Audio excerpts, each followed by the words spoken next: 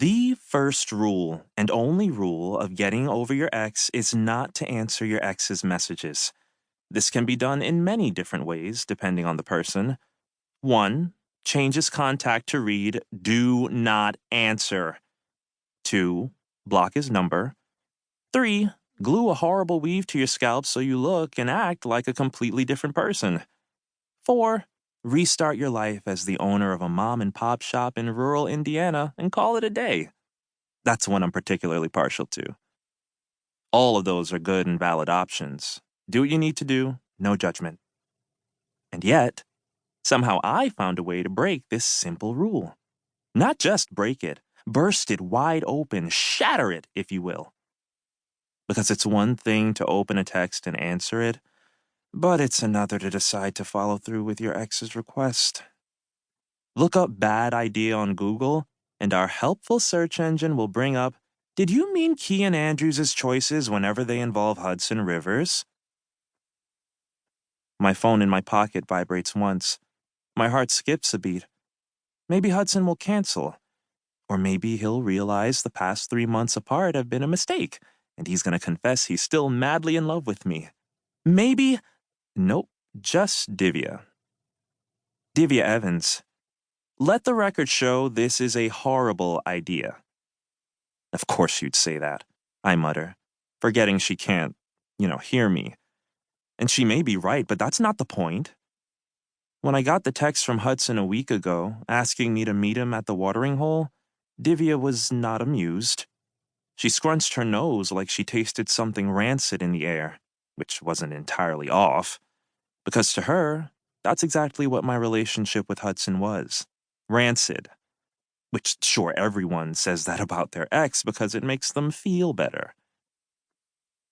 Kian Andrews. You've said that multiple times.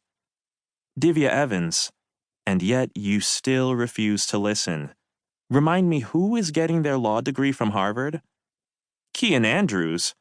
Wow, we went 12 hours without you bringing up your Harvard degree? That's a new record. Divya Evans. But seriously, Kay, this is a bad idea. Closure is not as good as you think it is. As a lawyer in training, she should understand why I need to meet with Hudson, to process what happened, to close that chapter of my life, and to seal it shut with a glue made of truth. The memory of us breaking up is an open wound that never healed. It was a volatile separation, ending with me blocking him on every social media account possible, and drinking myself into a stupor that made the 2 weeks after the breakup a blur. Maybe that's why Divya is a prosecutor and not a defense attorney. Another vibration. Another text. Divya Evans. I'm only a few blocks away if you need me. Kian Andrews. What are the chances of that happening? Heart emoji. Pretty high if I'm being honest. Divya has always been my rock, no matter what. Whether keeping me from embarrassing myself when I started crying in the club 2 weeks after my breakup, making sure I got my worthless self out of bed so I didn't lose my partial scholarship, Divya has been that ride-or-die friend for me. So it's reasonable to assume that when I'm about to go through another major traumatizing Hudson experience, Divya Evans is the big guns I have on speed dial. Again, my phone pings. I pull it out of my pocket without looking, expecting another well-deserved quippy barb from Divya, but instead an email stares back at me.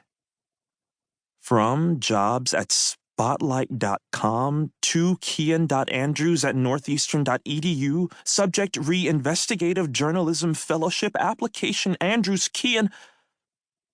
I stare at the screen for so long, the colorful background of one of the many lighthouses on the North Carolina coast.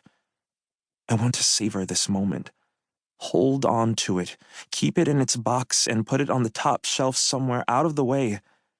When I'm a famous journalist, with sources sliding into my DMs begging me to write Pulitzer-winning stories and I'm giving a guest lecture at Northeastern, they'll ask me, "How did you get started in this competitive, cutthroat business?"